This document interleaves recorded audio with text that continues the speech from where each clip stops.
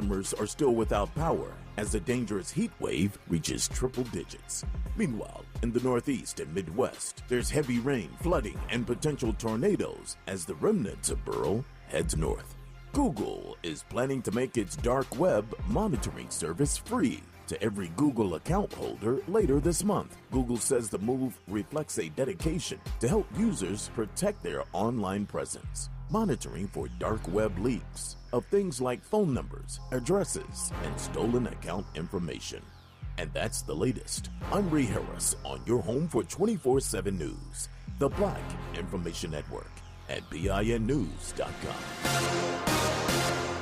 Hi, we're Companion Insurance Agency. Never heard of us? We know. But to help it stick that our local agents are insurance experts, we're going to say local agent 3 times in the next 5 seconds. Local agent, local agent, local agent. Find us at ComparionInsurance.com. This is the KBLA Sports Minute with Ray Richardson. USA Basketball Managing Director Grant Hill confirmed that Clipper star Kawhi Leonard was sent home Wednesday because he wasn't healthy. Leonard's right knee started giving him problems again after 3 days of practices with the U.S. Olympic men's team in Las Vegas. Inflammation in Leonard's right knee forced him to miss the final 8 regular season games and the last 4 games against Dallas in the first round of the NBA playoffs. Boston Celtics guard Derek White is replacing Leonard on the roster. More than 20,000 people, including former President Barack Obama, showed up at T-Mobile Arena in Vegas to watch Team USA beat Canada Wednesday night in an exhibition game. Anthony Davis had 10 points and 11 rebounds off the bench. The team leaves today for Abu Dhabi to play exhibition games against Australia and Serbia. The Summer Olympics begins July 28th in Paris. No debates, no speculation, just the info you need. That's your KBLA Sports Minute. I'm Ray Richardson. More news, opinions, and conversation when we come forward on KBLA Talk 1580. KBLA Talk 1580 is the fastest growing talk radio station in Southern California. Home to 50,000 watts and an audience reach of 12 million listeners. KBLA Talk 1580 is a pioneer for Black audio content, including our groundbreaking $2 million climate justice campaign and the most loyal, influential audience. According to an independent research study by the polling firm Aviterus, for the second consecutive year, KBLA Talk 1580 is the most trustworthy, reliable, and credible news source for Black audiences and beyond in Southern California. Let KBLA Talk 1580 power your advertising dollars. Our omni-channel custom marketing solutions are specifically tailored to connect with your ideal target audience. We leverage audio, podcasts, streaming, digital, social media, and local activations to get your message out to the Black community. Get in touch with our advertising team today at advertising@KBLA1580.com. That's advertising at KBLA1580.com. KBLA 1580. We've got you Black. First things first.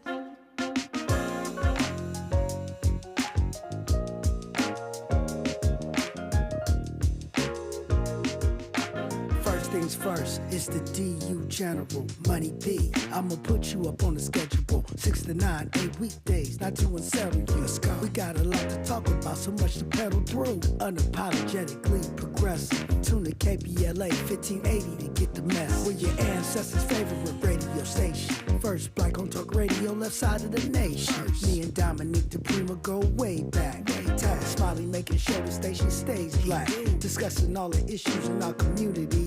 We're hosted Black and Brown and others find unity. So let's talk about it. Maybe we can improve it. Digital underground, always down with the move. So we tune in. The first things first with the queen of Black Talk Radio, Dominique DiPrima. Go sis. First things first.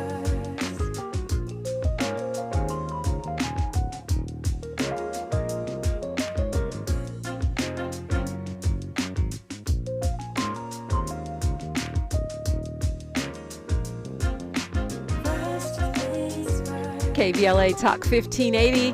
Good morning and God bless. I'm Dominique DiPrima. The show is First Things First.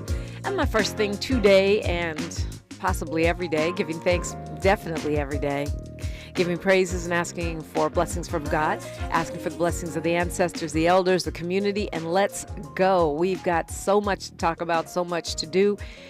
And the way we do it every day except Friday, hour one, we look local. left coast. Hour 2, we go national, international, and beyond. And in the third hour, we do a deep dive with a person of interest, a hot topic, that kind of thing. The reason I say except for Fridays, because we do Freedman Fridays. We focus on reparations.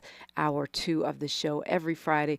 Break format for that comprehensive conversation so we can be educated, motivated, and inspired when it comes to getting reparations across the many finish lines that it needs to be gotten across. Today, we are kind of on format, though, which means you're invited in every single hour. If you got something to say, 800-920-1580. That is the number, 800-920-1580. And, of course, you can converse or conversate, whichever you prefer, on line at any platform. We're at KBLA 1580. I'm at DiPrima Radio. And the YouTube chat is always abuzz. Same thing, KBLA 1580 at youtube.com. So we do have a lot to cover today, as always. I'm looking forward to hour 3. Ismaila Traore will be joining us, creative director, a powerful creative force from Coral Studios. It'll be the first time I have the opportunity to talk with him. Right now, though, it is my honor and my pleasure to welcome live and in the studio a man who is a longtime community organizer and political strategist. I always emphasize that because people, I think, forget that. He's the founder of the Fannie Lou Hamer Institute and a lead organizer with Black Lives Matter LA. Also my colleague, a radio guy now here on KBLA Talk 1580. But he's been a Democratic strategist or progressive strategist, I could say, working with Democratic candidates, including the Obama campaign and the Jesse Jackson campaign. Yes. Akili joins us, a.k.a. Baba Akili, as he's famously known. Good morning. Good morning. Good morning, Dominique, and good morning to the KBLA family. So good to be with you. Great to have you in. You were asking me, like, who did the song? Yes, the so tell me about this. Yeah. It was, it's Money B from Digital Underground. That's the voice you hear, the bars. My brother Alexander Marlowe did the music. He's a music producer and keyboard player. And my niece, Maya DiPrima, is singing the background vocals. So it's kind of a family affair. I say that because, of course, Digital Underground is Bay Area family for me. Yes. Yeah, we go back. And speaking of family, it's your birthday. Happy birthday, Akili. Well, thank you so much. My birthday is going to be this Saturday, and the good thing about my birthday is that it falls on the same day that the founding of Black Lives Matter. And so I generally get a birthday party, a big one too, because it falls on the same day. So that's July 13th, 2013. So BLM will be 11, and I'll be 76. Wow. That's right. 76, three-quarters of a century plus one. So that's amazing. Happy birthday. And do you take that as like some kind of sign that you were meant to be part of Black Lives Matter? Well, Melina does say that it's not. Dr. Melina Abdullah does say that it's not just coincidental that our founding and my birthday is at the same time. But it's certainly a good sign for me anyway. So 11 years. And one of the things that we are doing right now, as a matter of fact, we're bringing in, we're convening. Our chapters are coming together to commemorate our 11th year, and we're planning for 2020, the rest of 2024 and 2025. And so Black Lives Matter Grassroots is developing and advancing, and we're looking at how do we sustain this, because this is going to be a long movement. Yeah, and it's a crazy time for sure in America. It is. And I want to get into that because your political expertise it's just too tempting. Yeah. I have to ask you because this is the most bizarre presidential configuration I've ever seen. But when you talk about convening of chapters, we're talking about Black Lives Matter activists from all over the country that are coming to town to organize. Yep. And to be grounded. And we're bringing on new chapters. We're bringing on 8 new chapters. Been with us for a while, and then we're bringing on 8 new chapters. So every year we do a convening. Well, last year was our 10th anniversary, and that was a big deal. Because because people said we wouldn't be around 2 years, let alone 10 years. So this year we're convening here. We're bringing on 8 new chapters, and we're going to start the process over again to bring on new chapters. So we're, like I said, we're growing, developing, and we're focused on ending state-sanctioned violence. And the thing that I appreciate about Black Lives Matter Grassroots is that we are Black-centered, we are demand-driven, and direct action focused. And so if I remember correctly, you're up to 40-something chapters now. Well, it will be, after after this weekend, because the new chapters will be... That's a lot of chapters. It is. And as the national field coordinator, it's one of the things that I have to do is work with them, keep in touch with them, keep them connected. I mean, the idea is that we're a national movement, and like many national movements, and I've had to do this because I've been a national field director for, I was a Western Regional Field Director for the NAACP. I was a national field director for Social Security Works. So I've been a national field director. And it's always, how do we keep the national programs going, that we're doing, because we got all these programs, and then how do we make sure we connect them to the local programs and support them and the work that they're doing so that we can advance our overall mission, which is to end state-sanctioned violence. And tell me about like some of the places we might find Black Lives Matter chapters. Ooh, Milwaukee, New Orleans, Memphis. Oh, I should know this, but it's the new ones that just came on. So Memphis, Milwaukee, New Orleans, Mississippi, Charlotte. Well, I wasn't asking you to recite all 40, but just to give us kind of a sampling. Yeah. Well, because those are the new ones. Yeah, because I don't think people know. And those new ones, some of them are popping up. A lot of them are popping up in the South. Where they're sorely needed, right? Yes, and we have a rapid response team that has certainly been focused a lot in the South because part of what they do is they work with the families of groups that are people who have been impacted by police violence. And so they go there, they support the people, work with them, help them do media trainings, spokesperson training, and that kind of thing.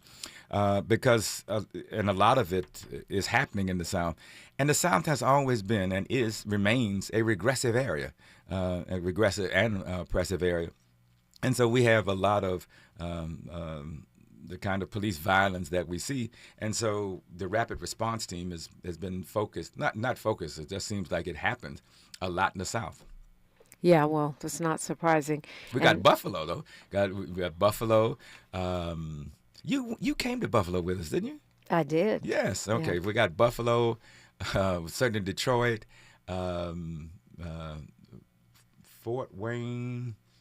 Okay, they'll all come to me. Yeah, we look like I said, we don't need all 40, but I do think it's helpful for people to have an understanding of how, many different places and kinds of locations that Black Lives Matter is organizing in. And I think the rapid response team is genius because what do you do when your loved one is murdered? My sister wasn't murdered by police, but I know the turmoil that a family is thrown into when your loved one is, killed, murdered. Mine was an offshoot of a domestic violence situation. But the families, what do you do? How do you respond? The press is in your face. You have to make arrangements. You've got to deal with, trying to pursue the killer. There's so much. Fighting for transparency and accountability. We are fortunate in the sense that the person who heads up the rapid response team is an impacted family member and who has gone through this, who knows what happens, and has helped those of us who haven't, helped us see, understand, and accept what it means when that happens to you. And of course, you don't want that to happen to you. Right. But if it happens to your family, what do you do? How do you respond? And we are fortunate in the fact that we have Andrew Joseph Jr. and Deanna Joseph, whose son, Andrew Joseph III, was murdered by Hillsborough County Sheriff's caused his death. And they fought over a 10-year fight to get accountability and to fight back against the Well, their case was impacted by qualified immunity. Yeah, for sure. They fought it and went to federal court, and it was ultimately the qualified immunity was not applied, and the officers were to be held accountable. Unfortunately, then they're in Florida where DeSantis is, and so they got cover. And so the DeSantis the governor has been very not only reluctant but very adamant about not supporting what happened, and saying that the state is not going to be responsible or held accountable. And so but we're lucky to have them because they help the families get through it because they've been through it. It's a unique club that you don't ever want to be a part of. Yeah, I know that's right. Well, rest in peace to Andrew Joseph III. Beautiful young man. And actually, I did a piece about him. It's still up on my Instagram if you want to learn more. And yeah, it's a great time to call us. We got a lot to talk about. 800-920-1580, 800-920-1580. As you are about to celebrate your 76th birthday, the issue of age and acuity enters the presidential race in a big way. We'll touch on that and more when we come forward. Akili, Dominique, and you, 800-920-1580, KBLA Talk 1580. She's reclaiming her time on KBLA Talk 1580. More First Things First with Dominique DiPrima when we come forward. Happy anniversary, KBLA! KBLA Talk 1580 is now celebrating 3 years of amplifying our voice and uplifting our community. We deeply appreciate your support of this radio station and will always do our level best to earn your support. Here's to many more years of loving and serving our community. We're KBLA Talk 1580, and we've got your black. I know it gonna happen without you. Don't settle for bumps, ingrowns, and itch due to dry skin. Try Venus for pubic hair and skin, the razor and regimen specifically designed for your pubic area, featuring a razor with patented irritation defense bar and skincare regimen that is dermatologist and gynecologist tested. Venus helps protect your pubic skin from shave irritation. Discover the full regimen of products at GilletteVenus.com. Have you noticed the hype around retinol lately? It's all over my social media. But did you know you can get retinol in a body wash? Amazing, right? Olay Retinol Body Wash is packed with moisturizing vitamin B3 complex plus retinol to transform dry skin to visibly renewed in just 14 days. Try it the next time you shower and see the difference for yourself with Olay Retinol Body Wash for visibly renewed skin in just 14 days. And try Olay Retinol 24 Body Lotion. To help combat climate change, LADWP is helping neighborhoods have better access to electric vehicles by awarding nearly $130 million in EV rebates to customers just like you. From big savings on used EVs to building new charging plazas, LADWP is charging ahead to help all Angelenos experience the benefits of EVs. Get rebates of up to $4,000 for a used EV and $1,750 for a charger. Learn more at ladwp.com/EV. That's ladwp.com/EV. SoCal on July 14th. Big 3. We're back. The world's greatest basketball in the summer. The Big 3.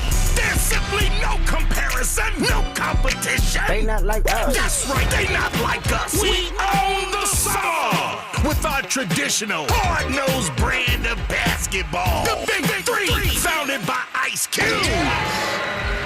Is professional 303 basketball with former NBA greats and Hall of Fame coaches. Come out to the Honda Center July 14th. Hang with your homeboy Ice Cube and watch the greatest game in the summer. It's your homeboy Ice Cube. It's the Big 3, Season 7. The hottest game of the summer. I'll be in the house with your favorite Big 3 players and Hall of Fame coaches. Get your tickets at big3.com/tickets. Oh, yay.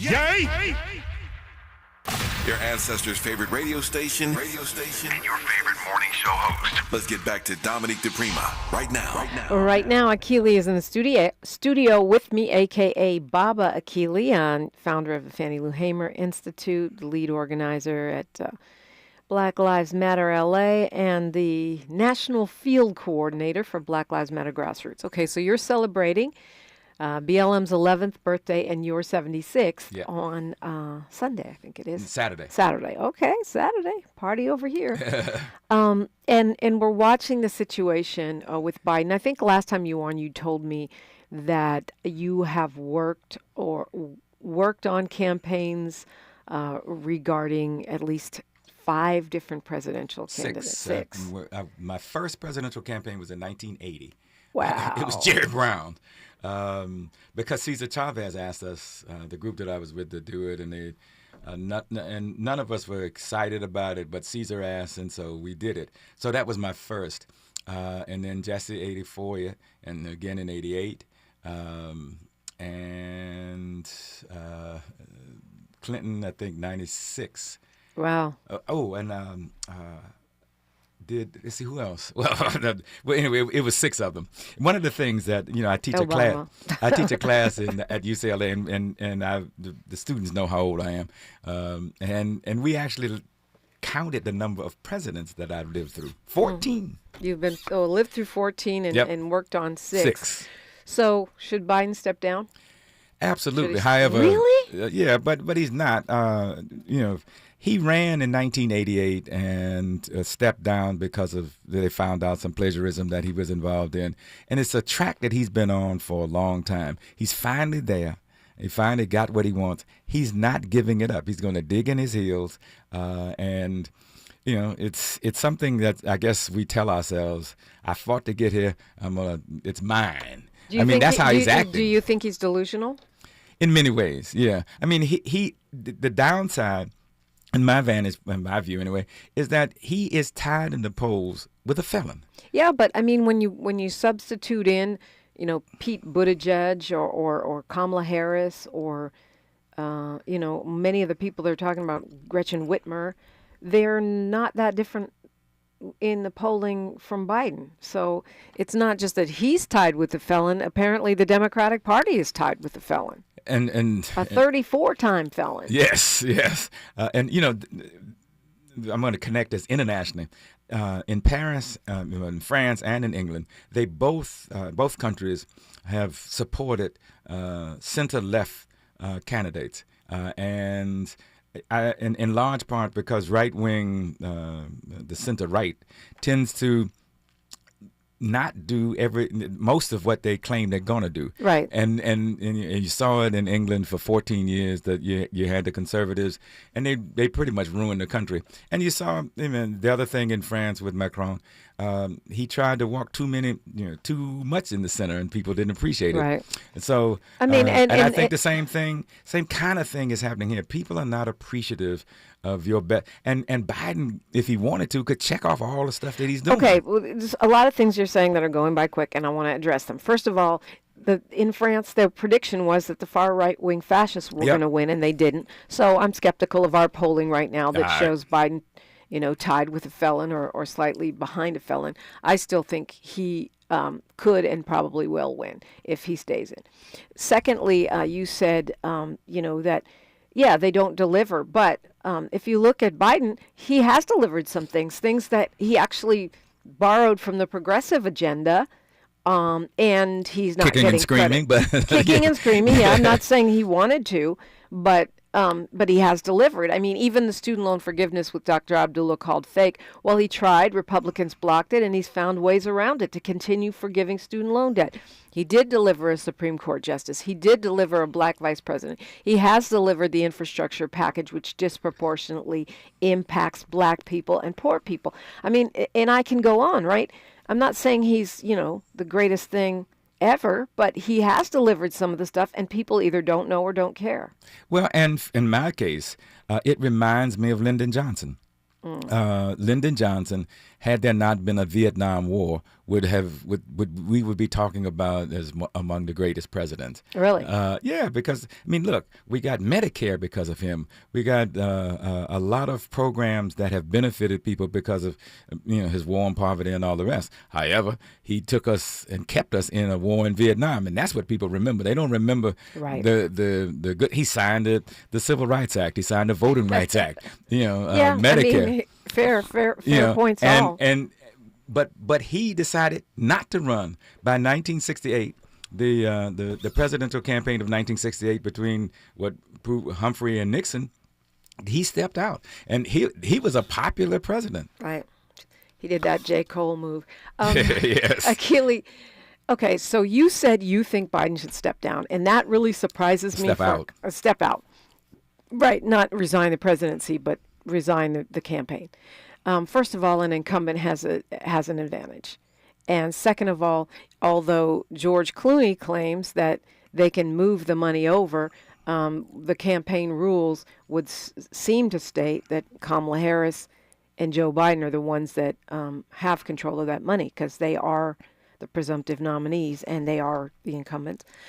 And then number three, it seems like the possibilities for an ish show, to say it the way I can say it on the radio, at the Democratic Convention and the escalation of the circular firing squad with Dems, fighting each other and on the short calendar seemed very likely. It just doesn't, to me, it doesn't seem like the path towards victory.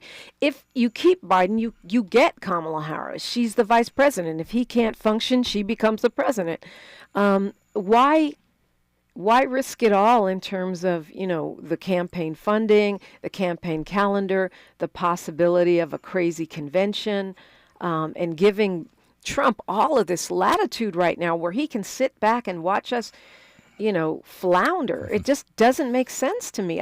To explain how you think all of that is a good idea from the lens of you, the campaign strategist. Well, and the organizer. Right. For me, I look at 1968, and a similar kind of thing happened with Humphrey. We wound up with Nixon. But the principle... and there's a cautionary tale right there. We wound up with Trump. That's what I don't want to be saying in 2025. I think... But the reason I think it happened in Chicago in 1968 was around the principle of the anti-war movement, that people wanted an end to the war. So many similarities. Yes, and we want the end to the war. We're going to Chicago. It's going to be a crazy convention. Yes. Even whether Biden stays or goes, because because folks are acting up, and Chicago has become somewhat of a a stronghold for certain conservatives' voices. So I imagine it's going to be insane anyway. So. You're saying what? We ended up with Nixon. Show me how this makes sense to get rid of Biden and what you said, right? Well, I'm saying two things. There's another element to this, that this administration has decided to invest in genocide and be identified with the genocide and a promoter and supporter of it. That, for me, both on a personal level and as a person who has spent many years, supporting human rights and supporting Palestinians' right to self-determination, that alone has caused me to say I can't support him. But that's an underlying. It's worse with Trump, and you know that. Yeah, way worse. And so why are we, the progressives, continuously making that point in the context of the election? In my mind, it's the principle of it. I can't support a person who has purposely, deliberately, and methodically... I'm not asking you to support Biden. I'm asking you, why does it make sense for him to step aside? Well, because he can't... I think his chances of winning are slim because he's got baggage. And the baggage right now is that... And it's two big pieces. One... That debate made him look bad, and he's been unable to recover from that. Yeah, well, Obama had a bad debate. I get that it's worse than Obama's debate. Yeah, you're right. It's one thing to have a bad one-time debate. It's another thing to have a whole series of kerfuffles, if you will, and it reinforces the perception that maybe he ain't all there. Maybe. Okay. Well, I get that. I'm going to read you a couple things real quick. Molly Bell says that Baba Akili supports the Dr. Cornel West and Dr. Abdullah team, so I understand that team, but that team can't win. And I feel like that should be somewhat of a separate conversation. Kwamel asks, a question for you. How would we feel this way if Bernie Sanders was POTUS? Those are things we'll address when we come forward. Courtney Edwards says there's a difference between the best for the people and being stubborn for power. That's being close to a Trump. We'll continue this conversation with Akili and you when we come forward on KBLA Talk 1580. More of First Things First with Dominique DiPrima when we come forward. Good morning. It's the 11th day of July. I'm Ray Harris, and here's the latest from the Black Information Network. CenterPoint Energy says crews are working around the clock to get power restored in Texas, as more than 1 million people in the Houston area are still without power. After decades of attempts to develop a new birth control medication for men, scientists are now hopeful. Rubbing a clear gel into the skin like lotion on your shoulders blocks sperm production. The gel birth control was tested on 222 men between the ages of 18 and 50 who applied the gel once per day. No side effects were reported. If all goes according to plan, request for FDA approval is expected in 2027. And that's the latest. I'm Ray Harris on your home for 24/7 news, the Black Information Network at BINnews.com. Hi, we're Comparing Insurance Agency. Never heard of us? We know. But to help it stick that our local agents are insurance experts, we're going to say local agent 3 times in the next 5 seconds. Local agent, local agent, local agent. Find us at comparinginsurance.com. Time with family, laughs with friends, and cash back? Discover's got you covered on the last one. That's because Discover doubles all the cash back you've earned on your credit card at the end of your first year with Cash Back Match. See terms at discover.com/credit card. This is the KBLA Sports Minute with Ray Richardson. USA Basketball Managing Director Grant Hill confirmed that Clipper star Kawhi Leonard was sent home Wednesday because he wasn't healthy. Leonard's right knee started giving him problems again after 3 days of practices with the U.S. Olympic men's team in Las Vegas. Inflammation in Leonard's right knee forced him to miss the final 8 regular season games and the last 4 games against Dallas in the first round of the NBA playoffs. Boston Celtics guard Derek White is replacing Leonard on the roster. More than 20,000 people, including former President Barack Obama, showed up at T-Mobile Arena in Vegas to watch Team USA beat Canada Wednesday night in an exhibition game. Anthony Davis had 10 points and 11 rebounds off the bench. The team leaves today for Abu Dhabi to play exhibition games against Australia and Serbia. The Summer Olympics begins July 28th in Paris. No debates, no speculation, just the info you need. That's your KBLA Sports Minute. I'm Ray Richardson. More news, opinions, and conversation when we come forward on KBLA Talk 1580.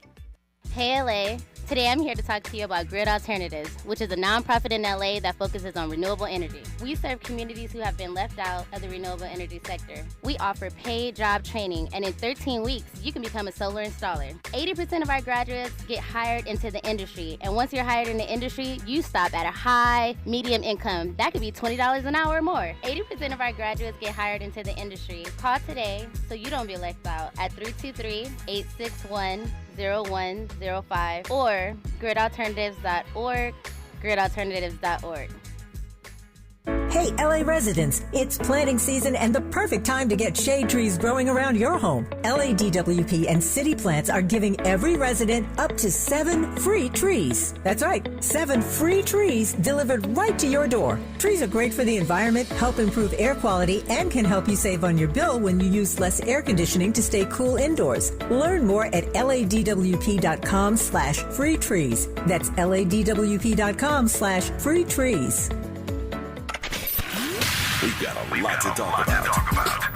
Race, culture wars, political turf battles, criminal justice and injustice, the courts. These are the conversations you won't hear elsewhere. My guests are leading journalists, celebrities, and sports figures, elected leaders, and influencers. They aren't afraid to get into it and say the quiet part out loud. With Ariva Martin in real time, your commute just became the most engaging part of your day. Tune in weekdays from 4 p.m. to 6 p.m. or find us on YouTube. Ariva Martin in real time, when you want it straight, no chaser. Unapologetically Simply progressive. KBLA Talk 1580. We've got your black. KBLA Talk 1580 invites you to join us in our climate justice campaign partner, LA City Council member Curran D. Price Jr., as we celebrate the grand unveiling of the South LA Greenway, Saturday, August 3rd, 10 a.m. to 2 p.m. at the Augustus Hawkins Nature Park, 5790 Compton Avenue in the city of Los Angeles. Join us for a green and healthy festival with free food, planting activities, tree adoptions, nature walking tours, Zumba, yoga, sound baths, and more. It's summer, time to get outside. We look forward to seeing you at the dedication of the South LA Greenway, Saturday, August 3rd, 10 a.m. to 2 p.m. at the Augustus Hawkins Nature Park, 5790 Compton Avenue in the city of Los Angeles. Caring about the climate, caring about the community, LA City Council member Curran D. Price Jr. and KBLA Talk 1580. Thanks for waking up with Dominique DiPrima on KBLA Talk 1580. Okay, so Akili is here, Black Lives Matter Grassroots National Field Organizer and many other organizing titles that he has. And I know this is our local hour, but look, when you talk about this election, it hits locally, nationally, regionally, and this is what's top of mind. So globally, yeah, that's a great point. So the questions that I brought up from the chat, and I left off Paul Lee, who said Trump has already said Israel needs to finish the job, which is true. We know the brutality that would, happen if you're concerned about Gaza. Should we elect, should y'all elect, because I ain't voting for him, Trump. So let's unpack a few of those questions. Yes, you support Weston Abdullah, but that shouldn't have to do with whether or not you think Biden should step down, or does it? Well, in my case, just looking at the 2020 election, it's almost as if we accepted Biden as a kind of, he's a little better than that other guy. Well, it's a lot better. I don't think it's fair to say a little better. No. Yeah, and one of the things I think that the Biden administration hasn't done is been able to tell their story in a way that helps people accept him more. Yeah. But part of it comes from the fact that he is not your first choice or even your second choice, but he's better than that other guy. And when you come into a situation where you're like, okay, I guess he's never been able to get past that in my mind. I mean, look at what you ticked off.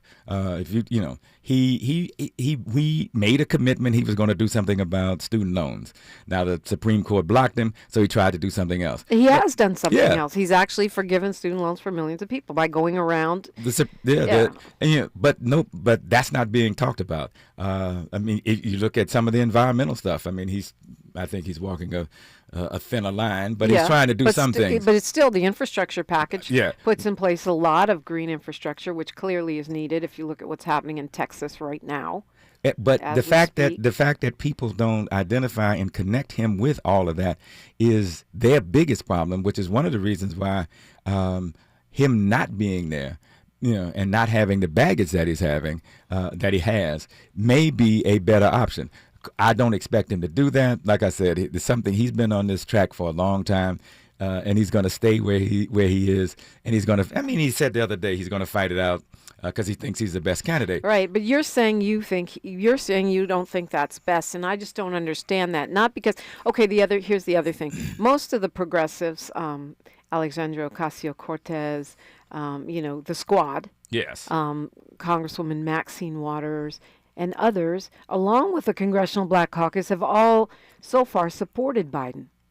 And so it surprises me that as a progressive strategist, you have a different take. Well, but in my case, I add in the war in Gaza. The fact that... I'm sure that I'm sure the squad does too. And I'm prepared to say that's a major determining factor for me. But I just don't think that's a determinative factor between Trump and Biden. If anything, it should sway you toward Biden, because we know that Trump, is about as anti-Palestinian as you can get.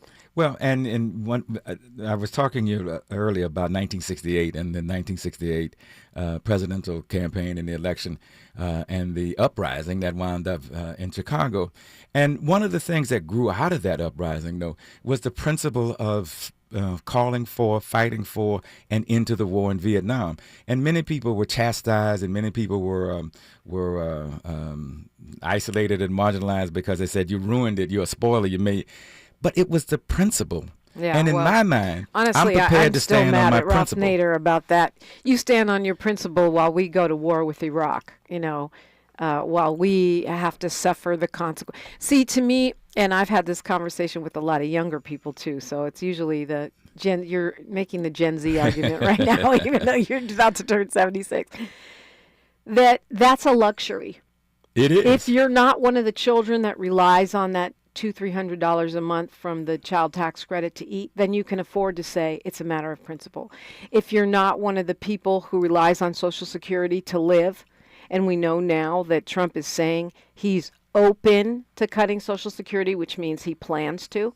If you're not an older adult who relies on Social Security, which most black people do, then you have the luxury to say, I stand on principle. But if you're actually living in these United States and you got to find a way to survive, to me it's irresponsible for us to say, well, who cares if the party's in disarray and we hand the victory to Trump when it's going to starve children and old people, literally. Well, and because I've worked these 6 presidential campaigns and lived through 14 presidents, now, and you're right, it is a privilege. I mean, I'm not suggesting it isn't, but I'm at the stage in my life where if I don't do things that I, one, believe in, two, have worked to ground myself in, then why be here? Now, but that's a luxury for a 76-year-old man. I understand that. I'm not saying, okay, don't vote for Dr. West. You're in California, do you? But I'm talking about why.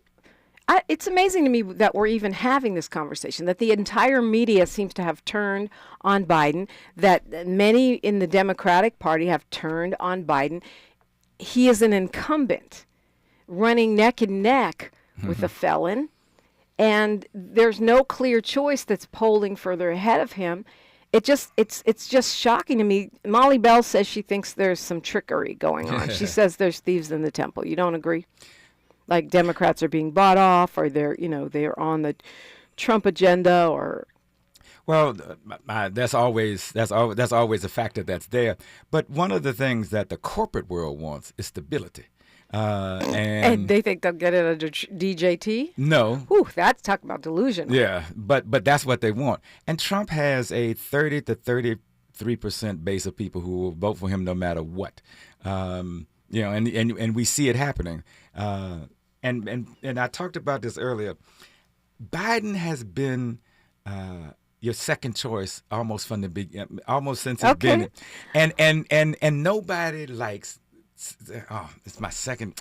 All right, look, come on. I'd rather have my second choice than my 4,000th choice. But that's only if you pit your first choice against the absolute unquestioned worst choice, which is Trump. Okay, so I'm minding the clock. That's why I'm rushing you a little bit. Kwamel says, don't forget his question about Bernie Sanders. Would you feel the same way if Sanders was the incumbent? Well, the first thing that if Sanders were the incumbent, I think there'd be a different relationship and a different understanding about what's happening in Gaza. So in my mind, that would have helped me. Right, but you didn't say Biden should step aside from the Democratic Party nomination because of Gaza. You said that's why you're not voting for him. Because we can pretty much go down the list of possible replacements, and they're all going to have a similar policy in Gaza. And that's the other thing for me. Kamala Harris may be slightly better. Barely. But the rest of them, Buttigieg, Whitmer, it's the same thing. So because that's the Democratic. Would you feel differently if Sanders was president and we were questioning his age? I think he's at least as old as Biden, right? Yeah. And it's not really age, it's functionality, because as Maxine Waters pointed out, she's older than Biden or Trump.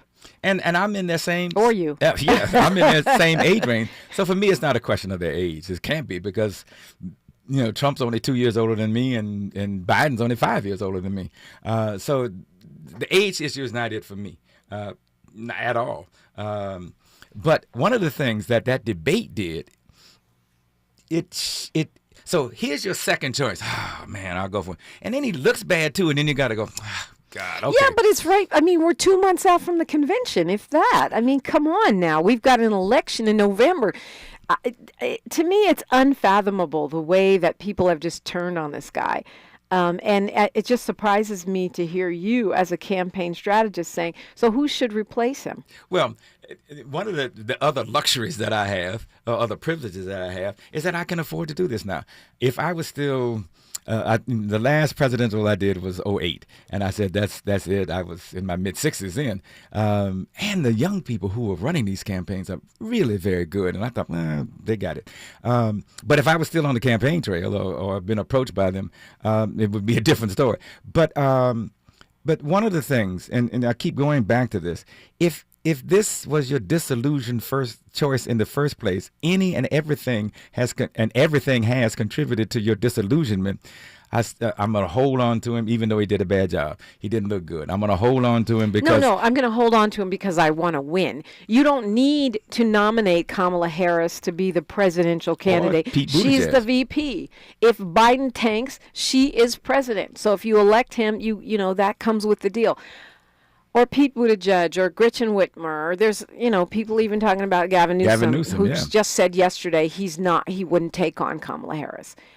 He would not oppose her for president, which I think is this time around. Yeah, of course. That's what we're talking about. We're talking about what's happening right now when we're actually faced with Project 2025 and a clear, well laid out plan to turn our country into an authoritarian, blatant oligarchy. But back to my question, who should be in that spot? Well, first of all, I'm disillusioned with the Democratic Party, so I'm almost anybody who emerges from it is going to be moderately better than what you have, except that they'll be a bit more articulate. Or they might be worse. Yeah, they could be worse. Or they might be worse. Yeah.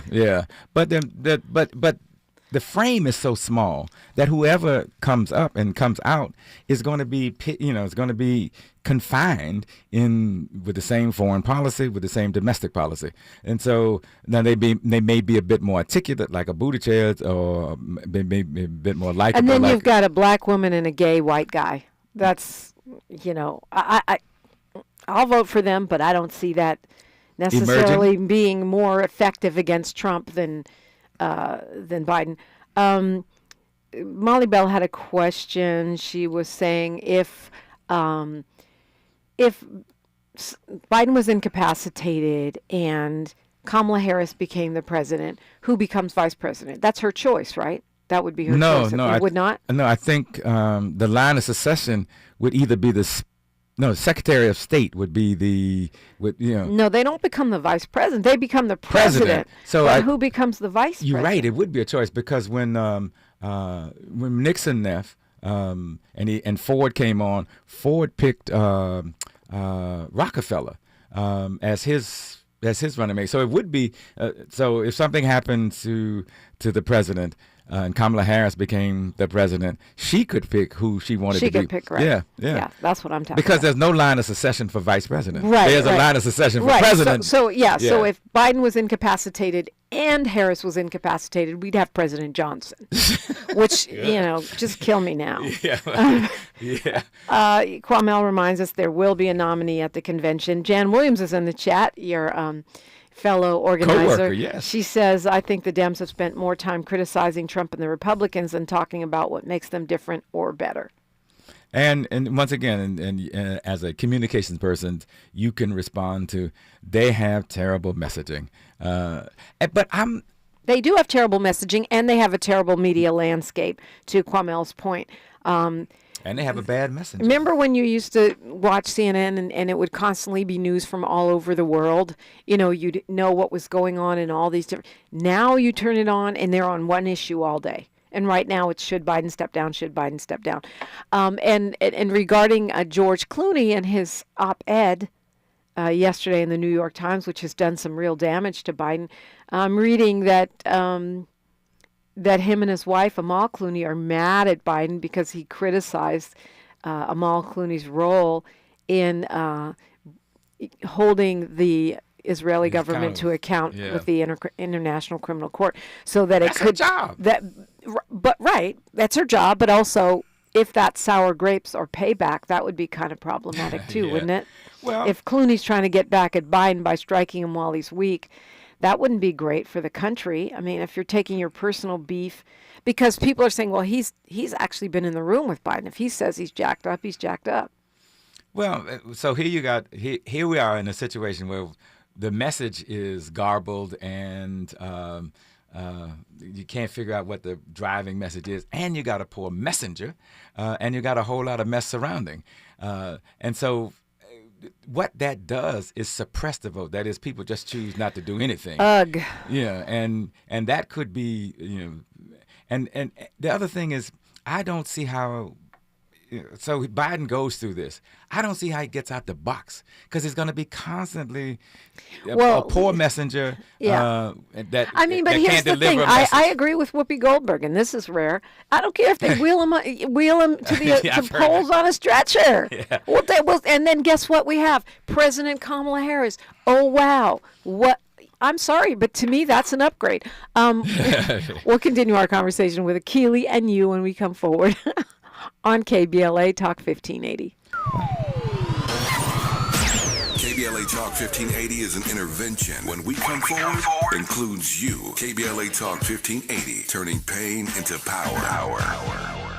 Hey guys, do you want male performance in the bedroom and do you want it now? Get it in 47 seconds or less. For the first time, you can have instant male enhancement. Introducing Nox 47, the topical male enhancement that works in 47 seconds or less. Satisfaction guaranteed. Finally, after years of scientific research, our proprietary formula will allow you to perform in the bedroom like never before. Just imagine that little blue pill on steroids. No reason to settle and wait when you can get instant performance now. Forget about pills and potions that make you wait hours or up to 30 days to work. That's yesterday's news. Nox 47 is brand new. The hottest thing for men. And you don't need a prescription. Call now and get your free supply for a limited time. To find out how to get Nox 47 for free, call now. 800-617-1621. That's 800-617-1621. Free bottles for limited time. Call 800-617-1621. That's 800-617-1621. Workers in California cut and polish man-made stone for countertops, showers, and more. Without proper protections, workers breathe in harmful dust from the artificial stone material, which puts them at risk of developing silicosis. California employers are required to protect their employees from harmful silica dust by providing proper equipment and training. Stop dusty and deadly practices. Learn more at worksafewithsilica.org. This is a message from Cal OSHA. If you're an adult in need of an accredited high school diploma, the Los Angeles Public Library can help. You could earn one for free in as few as 5 months, online with 24/7 access. You also get a personal academic coach, plus special training focused on 9 in-demand industries, as well as a resume and cover letter to advance your career. Visit the website at lapl.org/diploma. That's lapl.org/diploma. Oh, man. Looks like Bobby needs a ride to the airport again. Grab the keys. Who's taking Auntie and her friends to the swap meet? Grab the keys. How about we drop these boxes off at Miss Johnson? Grab the keys. Whether you're giving rides or hauling gear, you're all about getting things done. So do it all in a Chevy SUV. From the versatile Equinox and sporty Blazer to the roomy Traverse, our lineup of SUVs will carry you through every adventure. All you have to do is... grab the keys? That's how we do. Head to your local Chevy dealer, where well-qualified buyers get 1.9% financing on all 2024 Malibu, Colorado, Blazer, Equinox, Trailblazer, and Traverse Limited models. Chevrolet. Together, let's drive. 1.9% APR for 36 months. Monthly payment is $28.60 for every $1,000 you finance. Example down payment 15.8%. Must finance with GM Financial. Some customers may not qualify. Not available with lease and some other offers. Take new retail delivery by 7/1/24.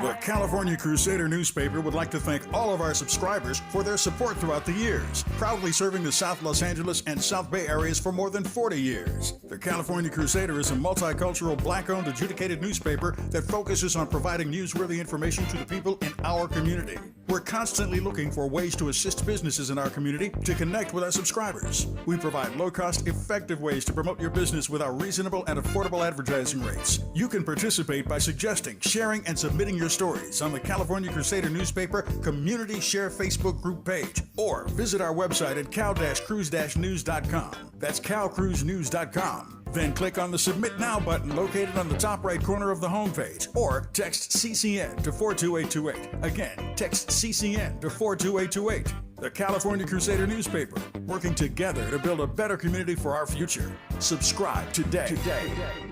At KBLA Talk 1580, we do more than just talk. You got a big mouth. Hello, Joe, you're up. Welcome. We're unapologetically progressive, and we don't black down. Okay, so me and Akili kind of got all off in the weeds on Biden. And so Akili has agreed to hang around for a few more minutes next hour so we can complete our Biden argument. But while we're in our local hour, I want to get your take on the expansion of the LA County Board of Supervisors. There's a proposal on the table now from Horvath and Hahn, which is interesting because Supervisor Mitchell proposed something like this last year and with Horvath, and she is not on this legislation, but or motion, I guess they call it at the board. They're talking about 9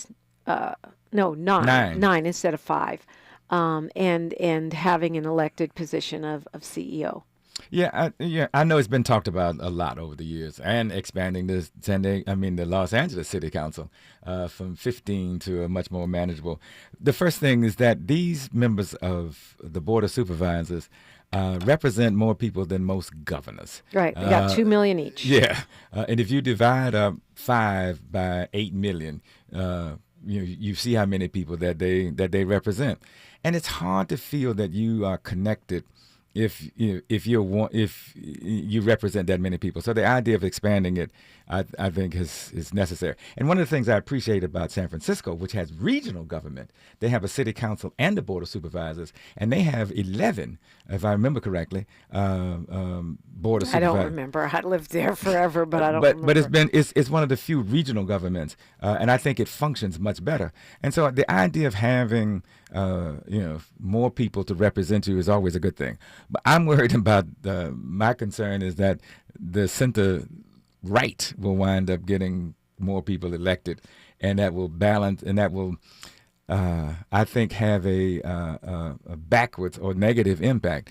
But the idea of being more representative, of being more inclusive, I think is always a good idea. Did you see Danny Bakewell's op-ed in the Sentinel? He argues that we haven't had the proper study and vetting, and that while he advocates for a bigger board of supervisors, they're skipping steps. And I wonder, if that's the case. I don't have enough information, but it seems to me that you started out with Mitchell and Horvath, and now Mitchell's off of it, and it's Horvath and Hahn, who are considered liberal, but where are the rest of the board of supervisors? Where's Hilda Solis? Where's Holly Mitchell? It doesn't pass unless they get 3 of the 5. Yep. Well, the other thing is, if you read Supervisor Mitchell's statement, because she abstained on the vote, if I remember correctly. Yeah, and part of it was procedural. It wasn't. She didn't necessarily oppose the expansion, but the way they went about it. So hers is procedural. Yeah, that's the same thing that Bakewell is saying. Right. And if that's the case, then let's go about it the right way. If what you want is to be inclusive, if you want to have more people feel that they are representative and that their voice is being heard, then let's go about it the right way. And and I understand where Supervisor Mitchell is coming from. Like you said, she raised this legitimately and principally a couple of years ago, and so let's separate the process from the results. And in this case, the results would be, I think it ought to be 11, quite frankly, but at least 9. So that presumably 9 would be about 1 million constituents per district, which is a lot. It is, it better. is. But the other thing is that, I suspect. Well, a lot of us don't know who our Board of Supervisor member is, even though there are only 5 of them, because it's so large. In the north part of the county, it's much less populated. And so the idea of bringing government closer to the people by having somebody that you feel actually represents you, I think is a good thing. it looks like the process, though, is broken down. And I think we may get focused on the process, not necessarily the outcomes.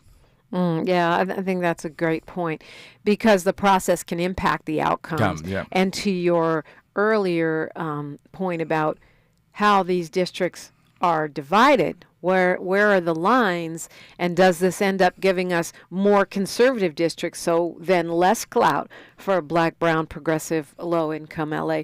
All of those things have to do with the process. Yes. So we need to make sure the process is right. The county's already a huge, cumbersome beast.